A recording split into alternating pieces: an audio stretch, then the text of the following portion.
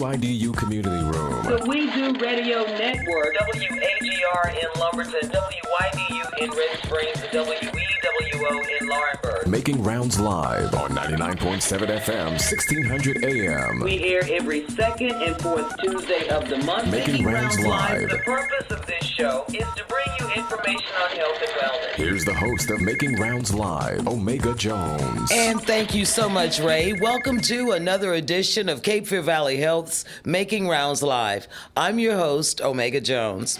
March is Colorectal Cancer Awareness Month. So today we're going to talk about the disease, how to prevent it, and how to screen for it. Now, before we get started on this subject, and because of the nature of this subject, remember that this broadcast is for informational purposes only. This is not a time for you to self-diagnose. If you find yourself or someone that you know that may suffer from or experience some of the symptoms of something that we may discuss today, what I want you to do is find yourself a healthcare professional. Now, ladies and gentlemen, joining us again today, he is no stranger to Cape Fear Valley Health's Making Rounds Live, Dr. Ravinder Annamaneni. Dr. Annamaneni, he is a chief of surgery for Cape Fear Valley Health. And Dr. Annamaneni, welcome back to Cape Fear Valley Health's Making Rounds Live. Thank you, Omega. First, if someone may not know who you are and they're new to the broadcast, introduce yourself, tell us how long you've been with Cape Fear Valley, what types of surgeries you usually perform, you know, that type of thing. Okay.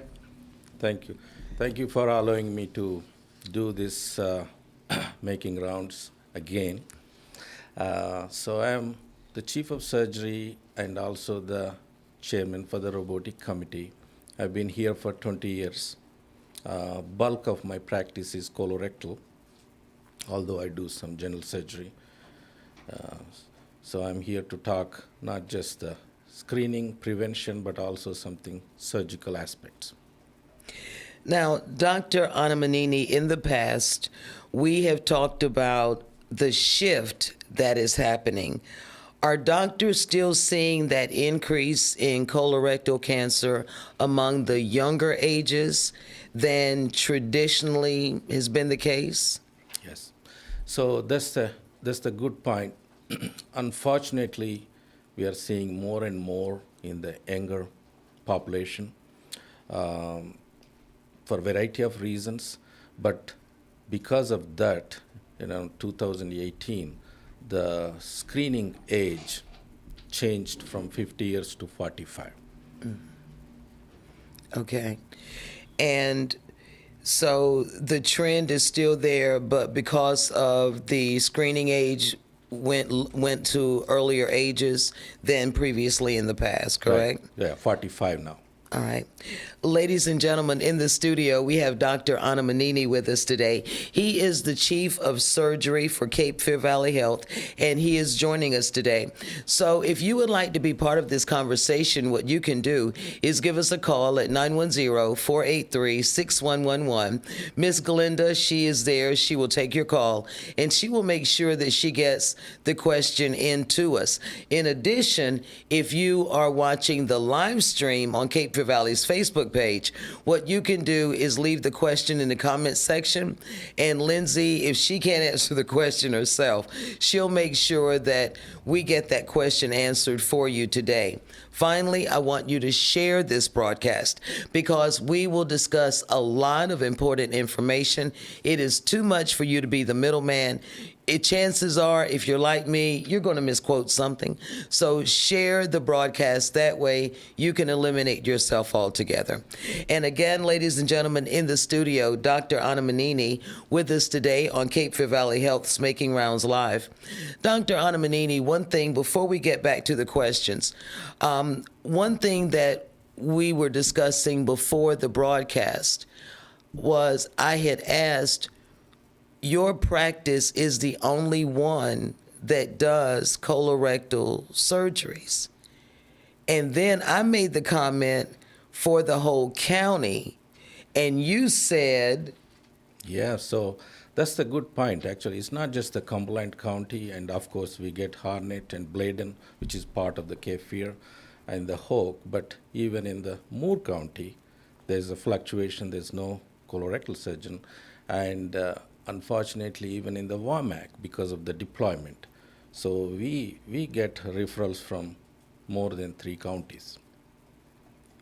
The backlog has got yeah. to be wow. Very busy. Yeah.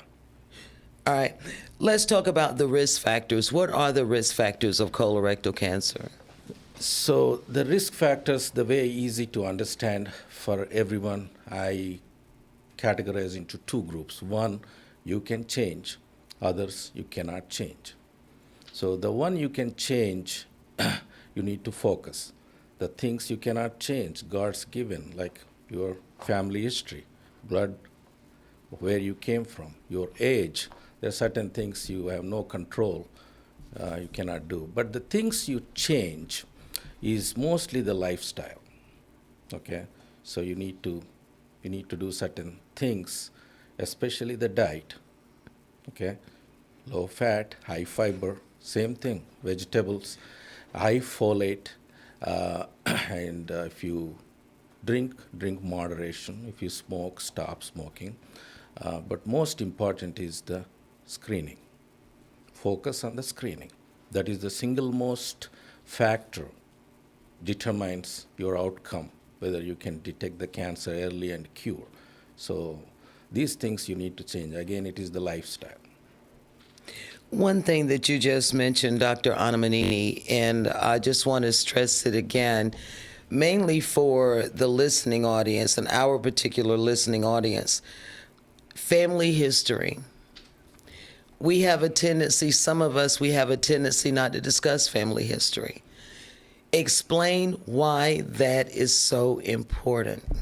So that is one of the screening tools, I can say, like a quiz, whether you require screening test or any further next step. Although the 45 number is the screening for everyone, that is for average risk. When I say average, it's general population, right? But there are some people with moderate to high risk. Who are they? Anyone in the family has previous colon cancer, even colon polyps, or any kind of cancer, pancreatic, endometrial cancer, whatever the cancer, they suddenly put your risk high, moderate to high. So the age goes less than that. So the family history is one of the quiz point when you do the screening tool, whether you can be expediting before 45. Screening guidelines, talk to us about those. So the screening is, in general, screening is to detect the cancer early, right? The screening, people worry for screening is mostly because of the type of screening, like a colonoscope, they're worried, right? But the way I look at it is once you're done with it, peace of mind, you're good for another 5 to 10 years if you're lucky. But the main screening guidelines for the colon cancer is one is stool test, second one is blood test, which is actually relatively new, approved last July. The other one is directly scopes, then the scanning. Mm-hmm. The gold standard is the colonoscope. But at the same time, the stool tests are very important to start with, average or moderate risk patients. And the stool tests are again divided into 2 groups. One, they detect just blood in the stool, easy to see, fit test. Second one is they detect DNA, which is a Cologuard. Okay, so the difference is the blood is usually for polyps, and but the DNA can detect cancer, polyps, and most of the other early pickups. But we need to remember both are not 100% accurate, right? There's almost 10% false positive and false negative. What does that means? There are 10% of patients, if it is positive, doesn't mean that you have cancer. At the same time, 10% negative doesn't mean that you don't have it. So you need to keep that in mind. So it is not absolutely good one, but it's good to start with. The new one, which is Shield test, is approved by FDA last July, is a blood test. Okay, it is good for mostly the cancer, but unfortunately it cannot detect polyps. It detects the liquid DNA. Ultimately, which I hope personally is a blood test will become more specific, more sophisticated, so that you can get rid of this mess, other stool samples, sending and packing and all those things. So hopefully in the near future we get the upgrading of this the blood test, so that we can have a good screening tool. But again, remember, this is all the beginning, right? The colonoscope, why I say gold standard is, whatever you do, all these screenings, ultimately you need colonoscopy to remove something, right? In other words, colonoscopy is not just diagnostic, but also therapeutic. So you can fix the problem. So when you have like this, why try all these things, all the rivers going into the ocean, right? Why try in the river? Just go to the ocean and dip it once, done, right? Go to the colonoscope and done with peace of mind. So, but still, let's go back to the Cologuards and stuff like that. So when we do see those commercials on television, we not necessarily should scoff at them like I have done in the past. Okay, I just wanted to make sure. Ladies and gentlemen, in the studio, Dr. Annamaneni. He is the chief of surgery for Cape Fear Valley Health, and we are talking about colorectal cancer. March is Colorectal Cancer Awareness Month, and that is the reason why Dr. Annamaneni is with us today. Now, Dr. Annamaneni, if there is no family history, or if there are no symptoms, what is the average age of a person? Well, what average age should a person start getting that colonoscopy that you were talking about? Okay, 45. At 45. So someone with no history and no symptoms, that they put under average risk, just because you are living in this part of the world, okay, geographically, because of the risk. So you always need to have this, and you are eligible. All the insurances pay. There's no need for any symptoms. You get, once you cross 45, you're eligible for a screening colonoscopy. If someone wants to get a colonoscopy, how would they go about setting that up? So the way normal things works, the system-wise, usually you go to the primary care, right? Primary care starts with a simple test, the Cologuard or FIT test, and if they come positive, they send to a gastroenterologist. The gastroenterologists do the scope, and once they find the problem, they come to a surgeon, just like me. So that is the sequence. Although sometimes you do bypass and you go to the ER, or you go to somewhere directly to the gastro doctors with other symptoms, but usually it is the primary care, gastroenterology, then the surgeon. All right. Ladies and gentlemen, in the studio with us once again, Dr. Annamaneni. We are discussing colorectal cancer because it is Colorectal Cancer Awareness Month.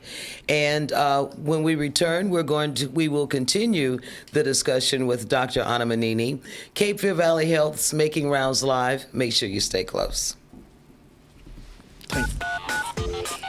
We'll be right back with more of Making Rounds Live. Cape Fear Valley's Making Rounds Live. Broadcasting and streaming live from the WIDU Community Room on 99.7 FM, 1600 AM. The We Do Radio Network. Hello, this is Kevin Wester of Destiny Real Estate, and you are listening to Wake Up.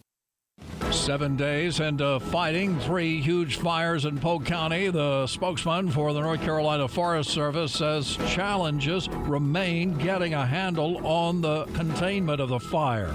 Onslow is among the counties with a burn ban after several fires popped up. One of them was in Tanya Carnegie, who's a resident of Jacksonville, who did not know about the ban and started a trash fire in the backyard that almost burned her house down. Trump administration is in damage control after it was learned that a top administration official texted a group chat, including a journalist, plans for striking a Yemen Houthi rebels. The North Carolina bill that allows most people over the age of 18 to carry a concealed handgun without a permit is just one step closer to becoming law. Republican North Carolina lawmakers are introducing the DAVE Act, another effort to root out government waste and inefficiency. Mike Rayleigh, NCN News. I'm Jamie Monticelli, WIDU Radio News.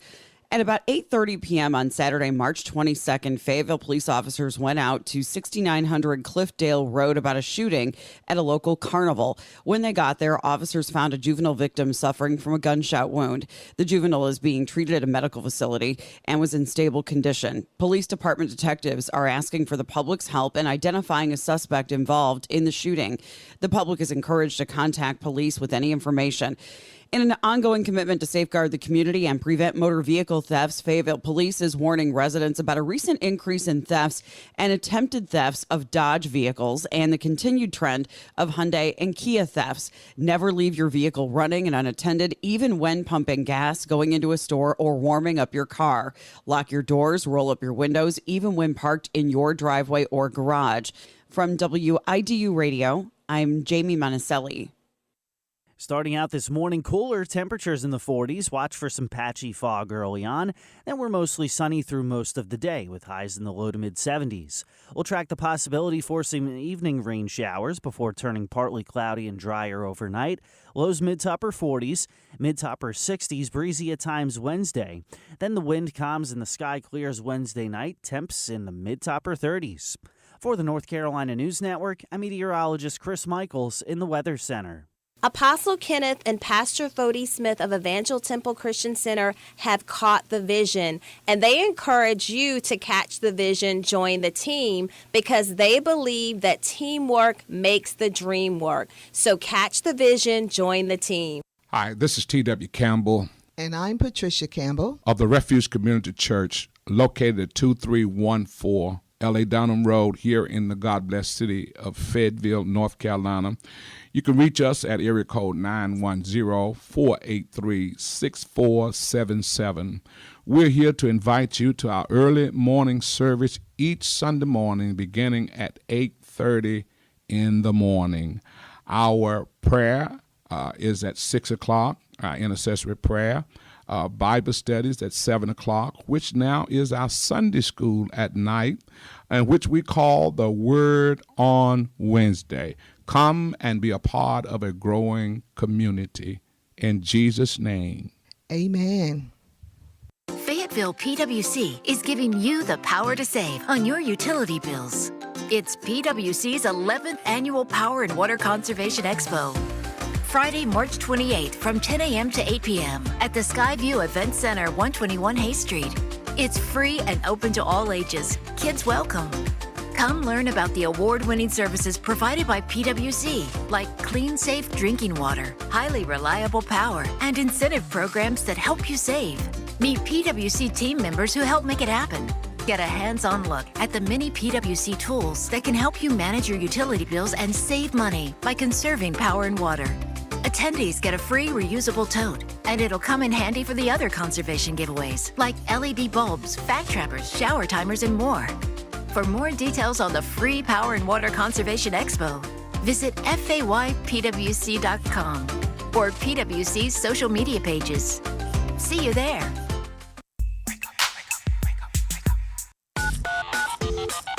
We now return to Making Rounds Live. Cape Fear Valley's Making Rounds Live. Broadcasting and streaming live on the WIDU network, 99.7 FM, 1600 AM. Here's Omega Jones. Thank you so much, Ray. Welcome back to the second segment of Cape Fear Valley Health's Making Rounds Live. We are in the middle of an amazing discussion with Dr. Annamaneni. He is Chief of Surgery for Cape Fear Valley Health, and he's our guest today on Making Rounds Live. As a matter of fact, let me tell you that the practice, his actual practice, he's from Cape Fear Valley General Surgery, Fern Creek. So remember that. And like I said, wealth of knowledge. He's been with us several times on the broadcast. And the reason why is because we trust what the man says. And Dr. Annamaneni, when we were going into break, we were getting ready to talk about the symptoms. What are some of the symptoms of colorectal cancer?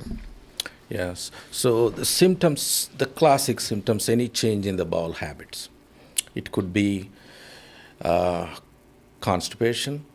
It could be diarrhea, but some change. If someone is having a regular bowel, suddenly change. That's the first sign. Number two, consistency of the stool, size of the stool. If it is smaller, narrow, means there is something blocking. Excessive straining. Then blood in the stool. Mixed with the stool or beginning or end, any blood in the stool. These are usually the lower abdominal symptoms, initial symptoms. But there are other symptoms like change of appetite, weight, fatigue, vague discomfort, easy tiredness. Then comes blockage, nausea, vomiting, but usually they are late signs. So the goal is to pick up the early signs so that you can stop the disease in the beginning. Of all the types of screening, you talked about colonoscopy being the gold standard. Walk us through the typical colonoscopy, so our listeners will know what to expect, and B, so they won't be so afraid. Right. I'm glad you mentioned the word afraid. If there is two studies recently, Colon Cancer Alliance Group, I think it is the one, they conducted the study. What they found, 63% of the people are more interested in paying the taxes than having a colonoscope. Wow. 63. So in spite of their primary doctors advising them to the colonoscope. But in the same study, once they realize, same people, how important, how dangerous if you can leave it, 90% of them agreed, okay, I need to get it. So what is that telling us is mostly the education and the ignorance. That is the single most reason for this today, the making rounds, especially in this county, especially in this population with the Cape Fear, because unfortunately the highest incidence, which is even the younger population raising, is the African Americans, almost 30% more than the white, Hispanic, other peoples. So that is my duty and also obligation to educate this a very important screening tool. So now your question, the colonoscope. The main fear for many people is the prep, right? I always tell the patients, if someone invent a good prep, easy prep, they probably make a lot of money. The preparation is the beginning, and then once you do, just overnight, the next day you have a scope. It takes 30 to 40 minutes. And even if they find some polyps, it should be less than 1 hour. You go home and done, right?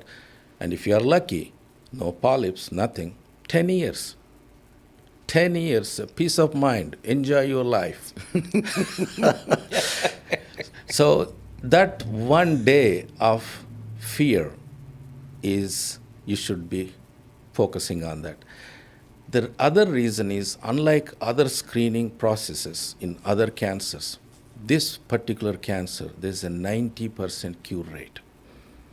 Not many cancer specialists, not many people will say confidently, okay, my cancer is 90% cure rate if you detect early. Mm-hmm. So that is telling us, if you pick up early, your cure rate is so high. So that's all the more reason you need to push for this and pick up the cancers. It's not just the cancer pickup, the screening colonoscopes pick up the polyps, right? Before they become cancer. Mm-hmm. And removing the polyps you cure the cancer. There's no cancer. That's it, done. So whatever the fear in the general population, I stress again, just one day of cleaning the bowl, prep, and go and do it. Okay? Mm-hmm. And if we save at least one life on this broadcast by talking this, I think the purpose of this is done. Dr. Annamaneni, let's go back to the disparity, because you mentioned that. Everything, be it a common cold, be it the flu, be it cancer, be it colorectal cancer, everything seems to either attack African Americans more or it kills us. So I need you to stress to our community why this is so important. That's a very good, valid point. Even before we start, someone asked me who is the highest risk. I mean, highest risk on the paper is someone born in Alaska. Alaska native woman has the highest risk for colon cancer. No one knows why. But in general, African Americans, for a variety of reasons, by the genes or maybe the lifestyle, maybe the birth or the geography, has the high risk. But more concerning, more than the incidence, the younger population. The under 50 patients having this cancer growing up so rapidly is predominantly in the African American. That's very bad news. Very bad news. That's all the more reason you need to. In the last 6 months, I operated at least 3 patients under 30. Under 30. Under 30. 28, 29, 30 years. So 3 patients, perfectly healthy, normal, no symptoms, boom, came back.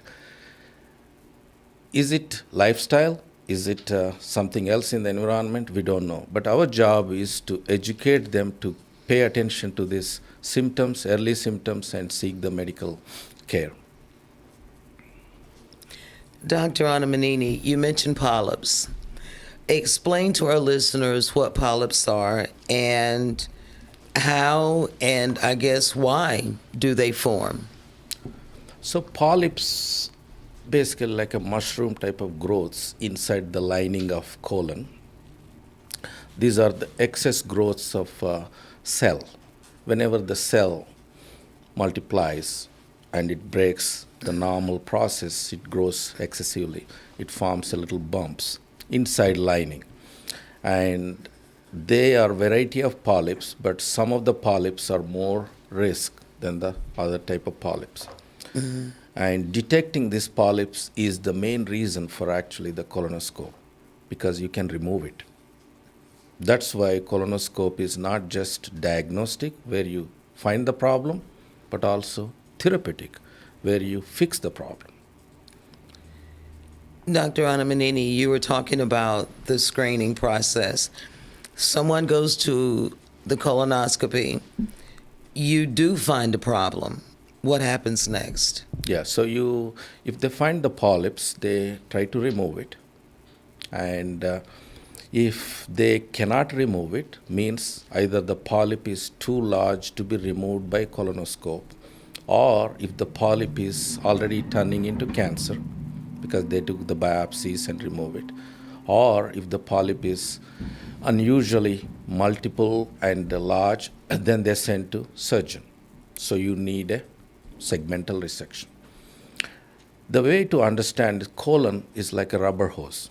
Imagine a rubber hose. If you have a problem in rubber hose, you try to unclog it. Mm-hmm. If you cannot unclog, you cut the bad part and connect the two ends. Same thing. You try to remove the polyps. If you cannot, you cut the part. Cutting becomes surgery. That's where I involved in that. All right. And we've talked about the symptoms. What are some things that can increase a person's risk for colorectal cancer? Right. So other than family history, there are certain group of patients who have a more risk, like a history of course, previous polyps. Obviously, you have more risk. Then conditions like ulcerative colitis and Crohn's. These are the two together is called inflammatory bowel disease. Having this itself is a risk for cancer. That's why you do more frequent colonoscopes, and there are guidelines separate for that group. And within the family history, there are some with the mutations, with the generation, and sometimes with the just different genes. Detecting this also not only help the patient, but also family members. If you find that particular gene or some high-risk mutation in that patient, we called index patient, all his family members needs to be checked early.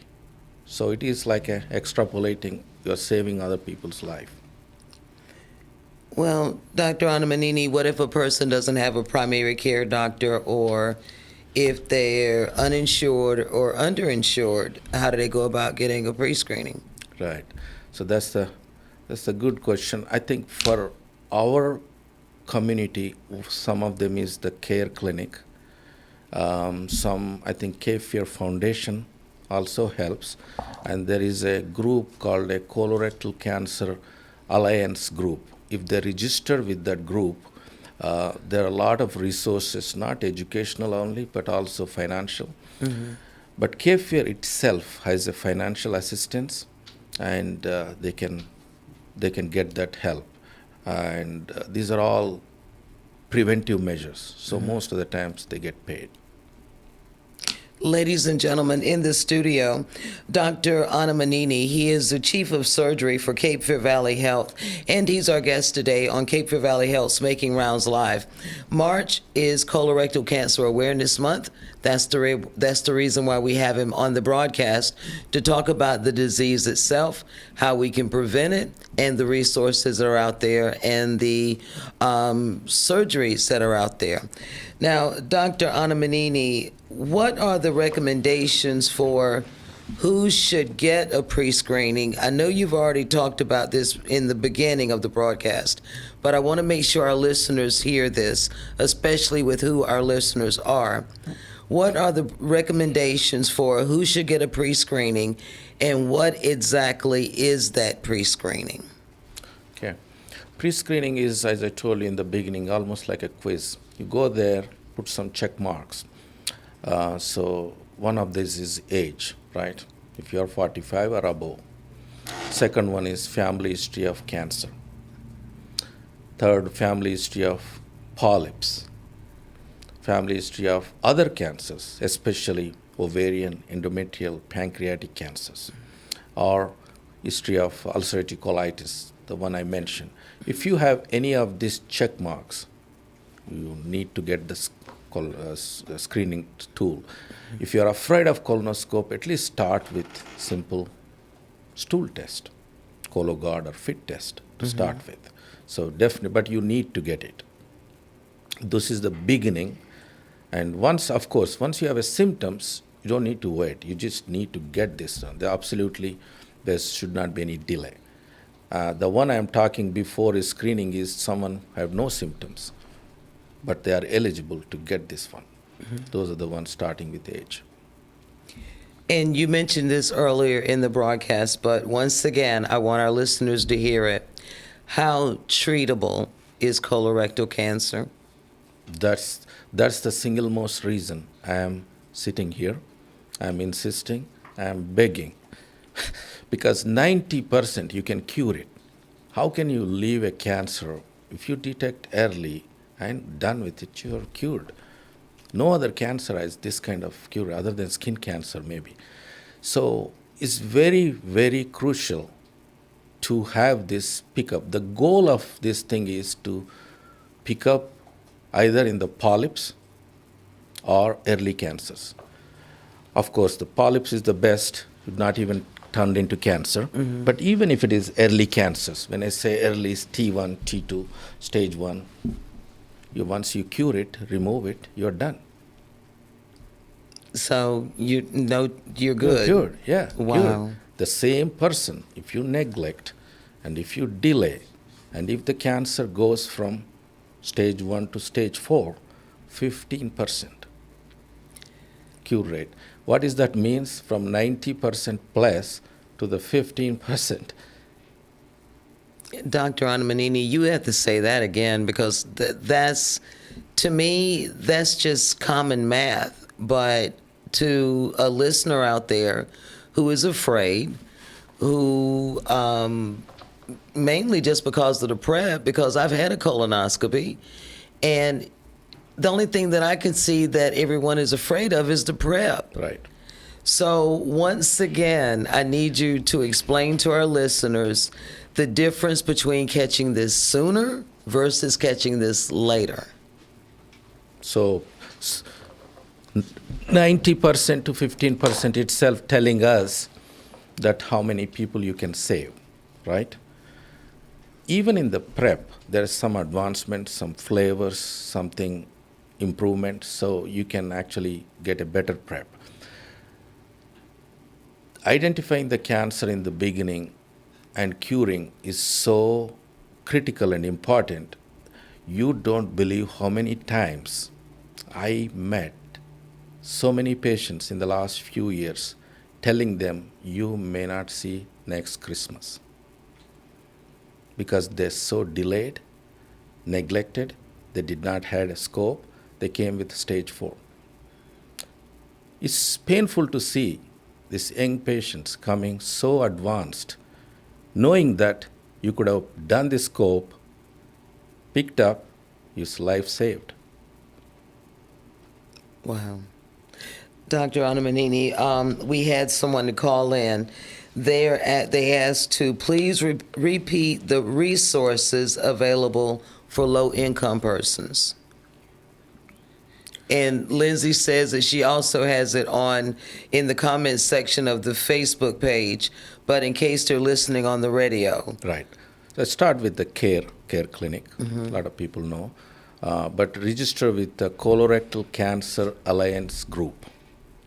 That's one group very helpful for helping not just the education but financial. But the top of it, CAFEAR itself has the financial assistance. And actually, there is a lot of, if you call, there are groups we can mention on the page, the number to contact. So they'll help you, especially if you are eligible for screening colonoscope. Okay. And listener, I hope that answers your question. And lastly, Dr. Annamaneni, what is the one thing that you want listeners to take away from this interview? What is the one thing that you want to stress to our listeners regarding colorectal cancer, early detection, treatment, resources, whatever the case may be? Okay. I think I already mentioned a couple of times same thing, but being a surgeon, I need to mention a couple of lines on the advancement in the surgery also. The same cancer even 10 years back, how you are treated is different now. Okay. So less pain, less discomfort, quick recovery, early going home. All this advancement come from minimally invasive surgery, including the robotic. That is very comforting for the patients. Instead of staying several days, they go home in a day or two. So that is one thing you keep it in mind, because the fear of detecting cancer and the word C, cancer, is always very depressing. But at the same time, I would tell them, most of my patients, if the God asks you, okay, you need to suffer with a cancer, and there are 4 choices, 5 choices, I would pick up colon cancer. Because this is a curable. Wow. Okay, so this is the way you need to think, okay? You should be lucky. Just like anything in life, when you compare, you feel happy, right? If you have someone has lost 1 leg, walk with someone lost 2 legs. If you think very obese, walk with more obese people. Same thing, if you have a cancer, walk with other cancers who are dying next month. This particular cancer, I tell them, especially if they are stage 1 and 2, it is curable, treatable, and they have a normal life normal functioning life without colostomy, without bags. And they're so good to see these patients treating. It's like a gratification for as a surgeon that having a successful treatment. So that makes me to convince them to get this pickup early. The same token, as I said early, advanced cancer, to see so sad that your hands tied, you cannot do anything, not just surgically, but even oncologically, then you just pray. So the difference from there to there is the bridge, that is the screening. So just think about it and just bite one day hard bowel prep and go home and sleep. Ladies and gentlemen, Dr. Annamaneni. Dr. Annamaneni, thank you for being on the broadcast again today. Thank you. And listen, listeners, viewers, the colonoscopies, they're not bad at all. I've had one. The worst thing was the prep, and even the prep was not that bad. Everyone freaks out about the bathrooms and that type of thing. Yeah, you do have to stay close to a bathroom, but the fact of the matter is that after you have that procedure, after the doctor comes in and tells you everything is fine, like Dr. Annamaneni said, I'm good for 10 years. I don't have to worry about it for 10 years unless I freak out and I contact my doctor. But as far as the colonoscopy goes, I'm good for 10 years. So, ladies and gentlemen, once again, Dr. Ravinder Annamaneni, he is with Cape Fear Valley General Surgery, Fern Creek. So remember that in case you want to reach out to him. And once again, Dr. Annamaneni, thank you for your time. Thank you for your expertise. And thank you for taking time out to be with us today. Thank you. Thank you, Meg. And ladies and gentlemen, our next broadcast, mark the date, Tuesday, April 8th. So make sure you join us. For our producers, Shaka Jordan, Ray Thomas, and Lindsey Graham, and the hardworking team behind the scenes, I'm Omega Jones, continuing the legacy of Darvin Jones. Thank you for watching and listening to Cape Fear Valley Health's Making Rounds Live.